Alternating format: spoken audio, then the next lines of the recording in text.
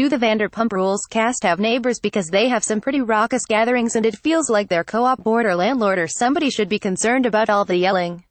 We pick right back up at the housewarming party from hell. Lala and Ariana play Britney the audio that Faith recorded post in front of her senior citizen. First of all, why is Faith recording this, and second, why has no one been concerned about this poor senior citizen who slept through them getting it on? Is she maybe in a coma and therefore couldn't hear? Like, can we get a checkup on this person? For some reason, the audio cannot be played in the episode, so instead we get all the lost summarizing the file. Basically, Jax tells Faith that he doesn't want to get married or have kids and he hasn't had with Britney in months. This sends Britney off on a profanity-spewed tirade. Jax runs out and down to Schwartz's apartment with the guys. He then almost destroys his own phone, which Schwartz thinks is his. Schwartz apparently has been banned from shots but can still get plenty tanked on beer. James heads over to Schwartz's apartment after Britney's swearing freaks him out. He's delicate after all. He then tells the dudes that Ariana and Lala were the ones who played the audio for Britney. This does not please Sandoval. He is an emotional fella after all. So then Ariana and Kristen come over to see the guys and Sandoval starts yelling at Ariana about showing Britney the recording when everyone is so drunk. She then gets annoyed he's defending Jax and runs out. This relationship is already on shaky ground with the whole no thing, so this is prob not gonna help. James goes to see Lisa the next day at the SIR offices, which always look like someone has quickly thrown a computer and a desk into a storage closet. Like, I think I spied suntan lotion on the shelves. Anyways, James shows up to tell Lisa about his new Tuesday DJ gig, which he has renamed See You Next Tuesday. He summarizes the night before, which basically is just him imitating Britney's primal yell. Then, he admits that he's the one who actually stole the recording off Faith's phone. He apparently took it to the bathroom with him, which is both kinda gross and kinda weird that Faith doesn't have a code for her phone. The next morning half the cast, Sheena, Lala, Sandoval, Ariana, is hanging out at Sheena's apartment.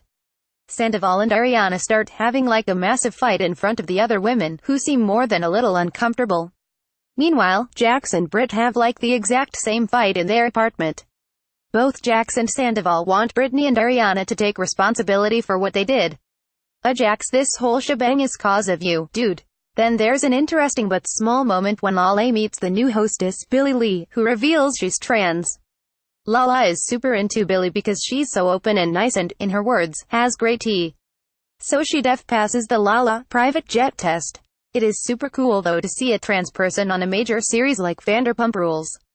In preparation for his big new party, James heads to the recording studio with Lala and Sandoval.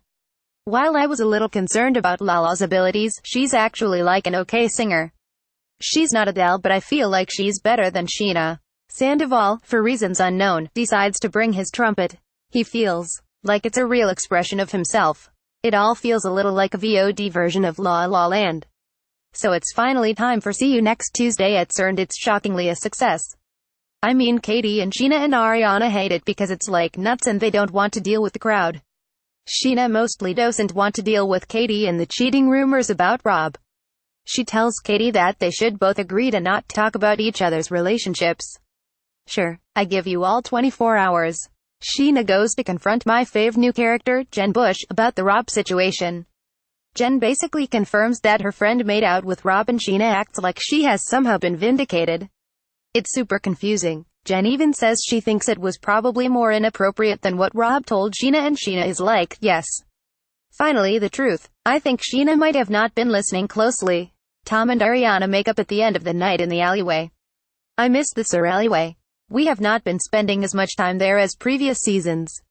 Bring back the SIR alleyway. The next day, Britt calls her mother and wears a frosted lip, which I assume is an homage to her mama. She decides to work things out with Jax and forces him to start therapy and change the way he talks to her. Sigh. I feel like I know how this is gonna end.